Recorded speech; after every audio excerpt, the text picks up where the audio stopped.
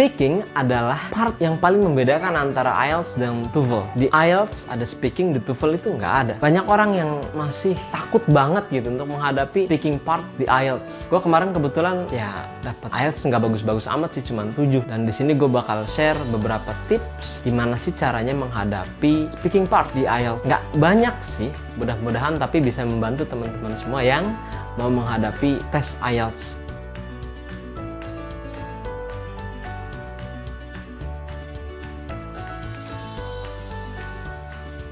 Pertama, ini sebenarnya hal yang menarik yang gue temui beberapa waktu sebelum gue menghadapi tes IELTS, yaitu kalau kita mau tes speaking IELTS, kita itu kasarnya boleh ngarang tentang nanti jawaban kita. Misalnya, nanti teman-teman akan ditanya, ceritakan gimana sih kampung halaman teman-teman semua di tes IELTS itu. Lalu kita boleh ngarang, misalnya saya orang Serang, saya boleh ngarang Serang itu punya gedung tinggi, punya jalan bagus, punya orang-orang yang ramah. Karena tes speaking di IELTS itu bukan untuk menguji cerita tentang kita, tapi menguji bagaimana cara kita berbicara dalam bahasa Inggris, menguji bagaimana kita merespon pertanyaan yang akan diajukan oleh si penguji di tes IELTS tersebut. Tes speaking IELTS nggak peduli tentang the truth about your story. Tes speaking di IELTS pedulinya cuman tentang gimana sih cara kita merespon terhadap pertanyaan yang diajukan oleh penguji dan bagaimana kita merangkai jawaban-jawaban kita dalam bahasa Inggris yang ya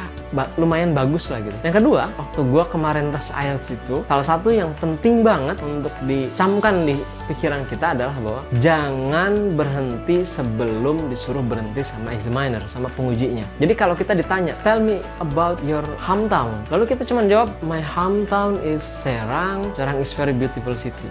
Jangan, kita terus lanjutkan, kita elaborasi sebanyak mungkin tentang pertanyaan yang diajukan oleh examiner sampai disuruh berhenti. Jadi semakin panjang kita menceritakan kita mampu menjawab pertanyaan dari examiner, itu menunjukkan keluasan kita dalam berbahasa Inggris. Yang ketiga, ini sebenarnya yang paling penting, kepercayaan diri, level of confidence. Karena menurut gua, ya contoh gua aja gitu, bahasa Inggrisnya nggak bagus-bagus amat, tapi PD gua ya di atas kemampuan bahasa Inggris gua. Misalnya bahasa Inggris gua cuma 70, tapi PD gua 100, itu sangat membantu. Kebalikannya, kalau kita bahasa Inggrisnya 80, tapi PD kita cuma 20, wah itu bakal mengganggu banget buat teman-teman semua nanti dalam menghadapi tes speaking. Jadi kita itu harus punya kepercayaan diri yang bagus untuk menghadapi tes speaking. Kita harus pede aja gitu, pede, nggak usah terlalu banyak pikiran, nggak usah terlalu overthinking. Dan buat teman-teman yang mau tahu tips-tips tentang gimana caranya meningkatkan kepercayaan diri, gue ada video lainnya tentang gimana caranya meningkatkan kepercayaan diri. Itu saja tentang tes speaking di IELTS. Mudah-mudahan ada manfaatnya buat teman-teman semua tadi. Yang pertama,